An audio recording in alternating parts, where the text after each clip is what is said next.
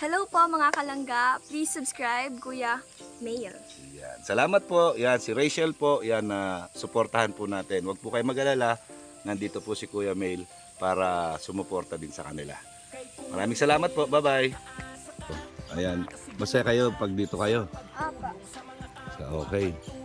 Yan, sana meron tumulong sa atin na pambili ng yero at saka plywood, at saka pako.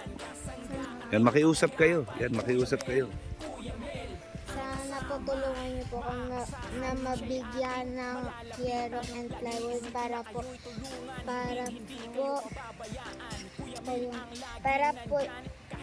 yung yero po di po kami matulog, tsaka po yung yung plywood para po di po kami masilip sa Oo. At saka okay naman dito. Kaya nga lang, siyempre, maninibago pa kayo. Saka alam ko, maraming ahas sa ganitong lugar. No, ingat kayo. Sa mapagpalang umaga, mga kalingap, mga kalangga. Yan, ito po si Kuya Mail at kasama natin siyempre si Ate Perla. Yan, nandito po tayo ngayon sa Barangay Matakong, sa bundok. Nandito tayo sa bundok, kung makikita nyo. Ayan po. Nasa itaas po tayo ng bundok. Meron tayong isang lilingapin. Dati na nating beneficiary. Ito po ay pupuntahan natin dahil kailangan po nila ng tulong ng kalingap. So ito po, aaksyonan po natin. And samahan niyo po ako dito sa ating tutulungan. Ito yung pamilya na nakatira sa bundok na nabigyan ng pagkakataon na makapagtirik ng bahay kubo dito sa Patag, dito sa may malapit sa school. Yan. So pupuntahan po natin ngayon, samahan niyo po si Kuya Mail. Nakalingap, andito na po tayo sa lugar kung saan pwede sila magtirik ng bahay. So bisitahin natin. Okay mga kalingap, mga kalangga, mga ka-OFW, mga ate, mga kuya. Ito na po. Yan, merong parang sapa na maliit dito. Grabe po itong lugar. Yan,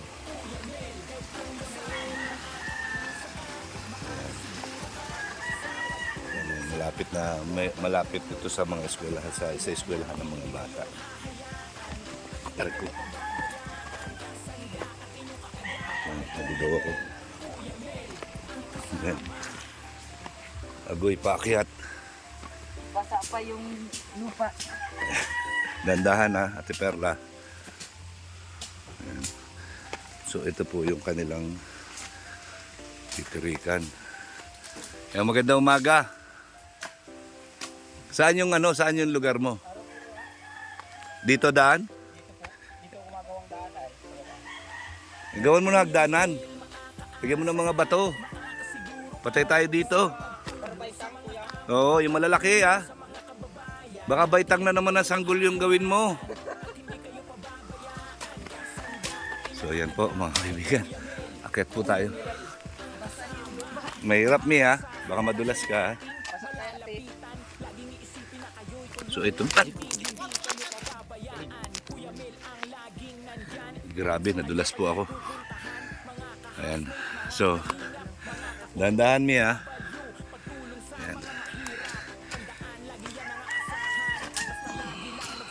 Aray ko sakit So, ayun.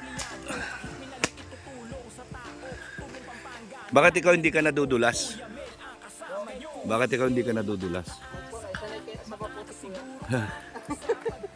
Ayan po. Ayan, tingnan natin si Ate Perla. Dahan-dahan Ayan. Ay, grabe. Madulas, huwag kang tatapak sa lupa. Madulas yung sa meda mo. Ayan.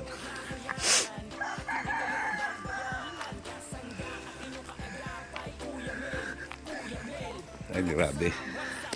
Ay, magandang umaga po. Oy. Magandang umaga. Yan. Ito po. Saan ka magtat? Yun. Di ba pwede sa bandaron? Ha? Bawal? So, ay grabe. Ayan. Ano yan? Nagsasaing. Ayan po.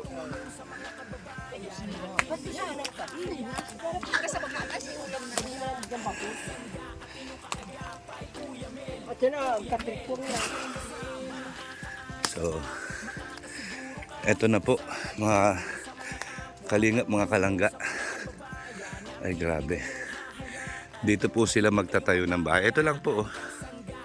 Yan. So, yan po, siya lang yung nagpapanday.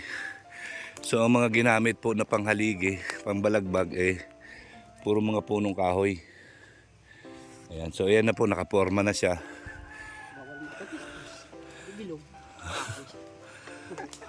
Ayan, bawal magpatistis kasi dito lang sa bundok kinuha yan, bawal lang kasi.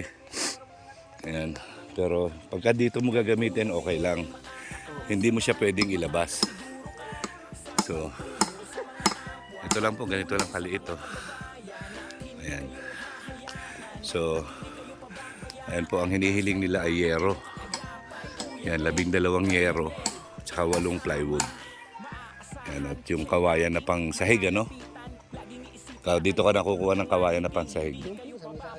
Marami. No? Ay, marami kang kawayan doon, di ba? Ayan po si June. Ha. So, eto po. So, ayan po, ang kailangan niya lang ay 12 yero at 8 plywood. So, sana po pagtulong-tulungan po natin. Ayan, nakita niyo po yung pang-level nila. Imbis na tansi, balingway. Yung ng balat ng puno ito Ayan. Level na po. Ganyan po dito sa bundok. So nakita niyo po ang paligid nila. Ayan na po. Ayan, gumagawa na ng pambalagbag. Ayan. Ayan. Ayan, sana po pagtulong-tulungan po natin mga kalingap, mga kalangga.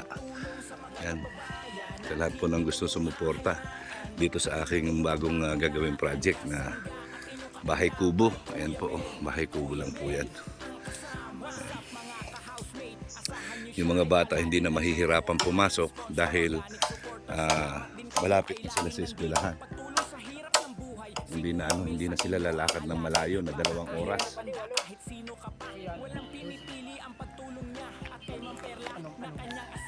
So, nakita niyo yung ginagamit ng nakahoy. Mas matibay pa po ito kaysa sa coco lumber. Mas matibay pa ito kaysa sa coco lumber. Yun lang po ang kailangan nila. Yung yero, 12, 8 plywood at pako. Yan lang pa.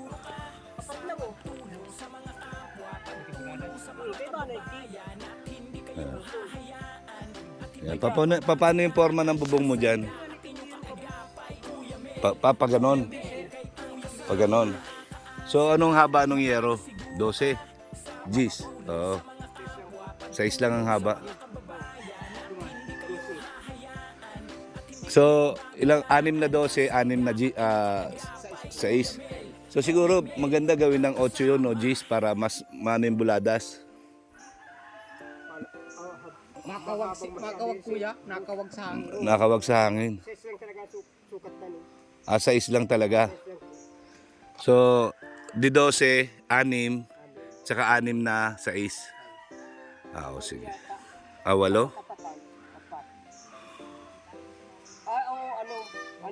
6 kasi sosobra ka dito eh. 4 na di 12. Ilang di 6? Hindi dapat sobrahan mo na dito. Para dito, pwede kang dito tumambay sa labas. Balkon, oo. 12, sakto yung 12. Anong 6? 6 na di 12, 6 na di 6. Oo. So ayan po, 6 na di 12, 6 na di 6. Magkano yung isang yero?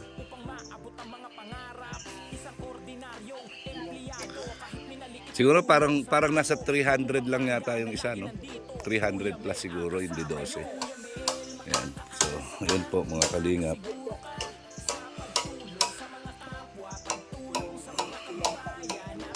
Disais. Oo. Oh, yan.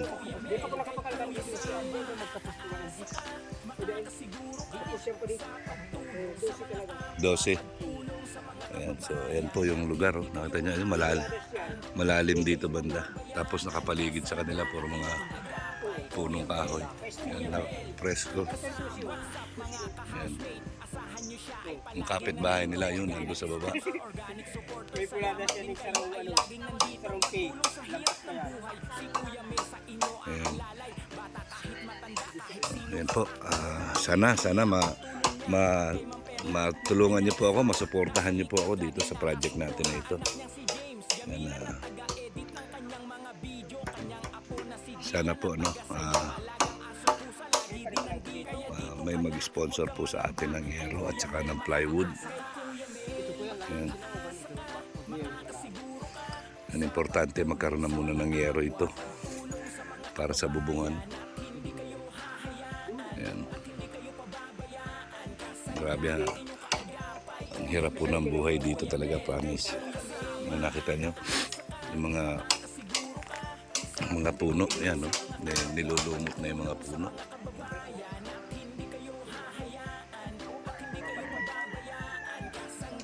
Pero mas maganda na dito kaysa doon sa yung bahay nila doon sa bundok dahil napakalayo talaga nun.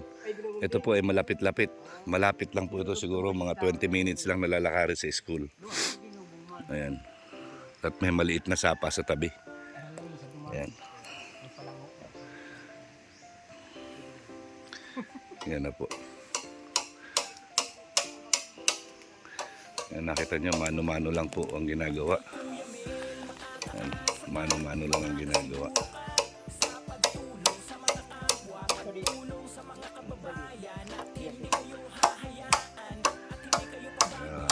May nakaposting na. Grabe.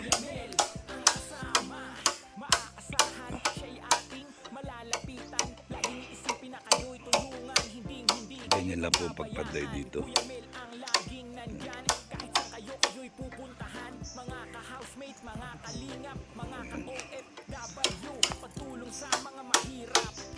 Yan po, nagpe-prepare po sila ng ano yan, tanghalian?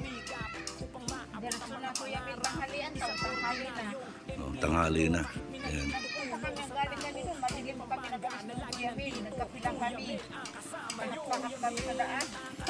Ang ingay ng dalawang bata nag-aaway sa daan. Ayan, ito po, dito lang sila nagluluto. Tingnan niyo po, talagang ano ito. Ito yata ay nakakabit sa bahay niyo eh. Ay ba? Tingnan niyo, ito po ang buhay sa bundok.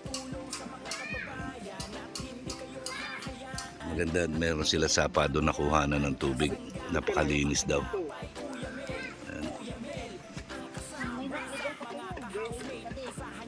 Grabe. Madulas ka. Madulas din. Yan, Rika, Mika. Yan, gusto niya ba na dito na lang kayo tumira? Bakit? Dito malapit na po sa school. Malapit na sa school, hindi na kayo mahirapan. Hindi na po kami maglalapit sa malayo. Tapos may mga kapitbahay din kayo na malapit. Opo. Diba? So hindi na kayo maiinip. Hindi na po. Yan, tapos may sapa pa dyan. Kaya lang mag-ingat kayo dito, baka maraming ahas dito. Marami nga po. Kaganina nga po meron. Saan? Po. Oh, napatay? Gano'ng kalaki? Link lang po. Maliit lang. Oo, kasi may sapa eh. Kasi pag may sapa, malamig yan. Yan ang gustong-gusto ng mga ahas. Saka dito, dapat malinis ito. Magamas ito para nun na kitang-kita nyo.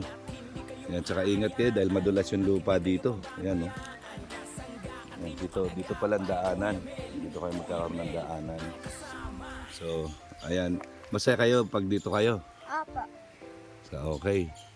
Yan, sana meron tumulong sa atin na pambili ng yero at saka plywood, saka pako. Sa mga po, No? Hindi, sige, sabihin nyo dito sa mga nakakapanood sa inyo. maraming salamat po yung nakakapanood po sa amin ngayon. Maraming salamat po. Sana po tulungan niyo po kami. Sa na magkaroon ng yero. Opo, Bali, 12 yero, 6 na di 12, 6 na di 6. Yan, at saka plywood 8. So sana meron tumulong sa atin, ano. Yan, makiusap kayo. Sana po tulungan niyo po kami na mabigyan ng yero and plywood para po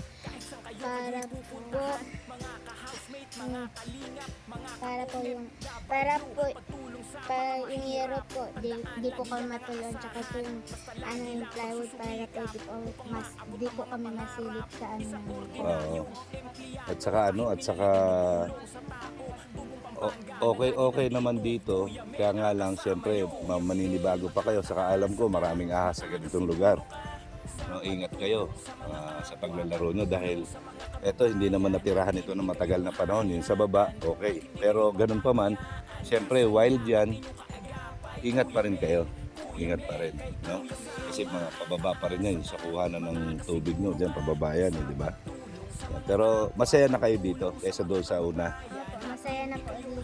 Yung solar dadalhin nyo dito. Opo. Ayan. Pasalamat tayo kay JJ Lin Vlogs ang nagbigay ng solar light ninyo. Ayan. Sana may makapansin sa atin at mabigyan kayo ng agarang tulong para tayo kayo ng bahay kubo at maging komportable ang inyong pamumuhay dito. Yan, at pati ako sa pagpunta ko dito sa inyo, medyo mapapadali na lang. Hindi na po lalakad kayo ng malayo. Oo, pero kaya lang nadulas na naman ako. Nadulas na naman ako. So yun, sige. Sana ayan, manawagan kayo ulit. Sana may tumulong sa atin. Sana po may tumulong sa amin po sa po ng bahay para po hindi na po kami maglalakad sa malayo. Hindi na kayo gigising ng maagang-maaga. Diba? Dahil ang layo na nilalakad nyo. Tapos sa pag-uwi nyo, kailangan nagmamadali kayo. Bago maggabi, kailangan nandiyan na kayo. Diba? Ayan.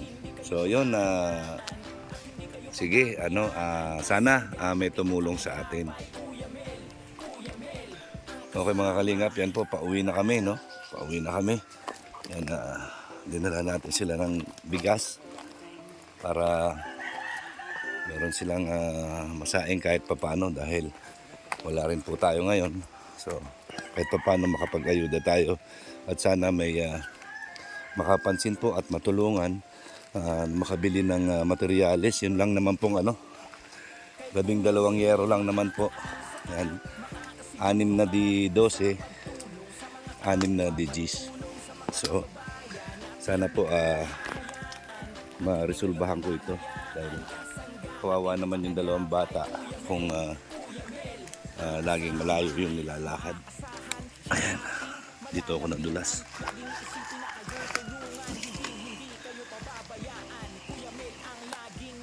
Ganyan naman po yung ginagawa nila doon. Talagang lahat provided lang dito sa dito sa bundok. Kaya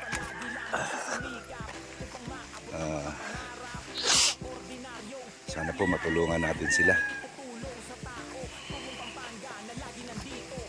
Ayan.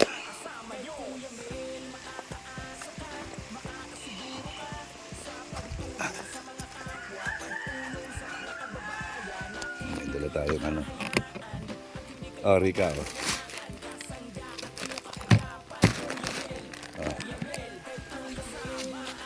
Ayan, tapos baon nyo.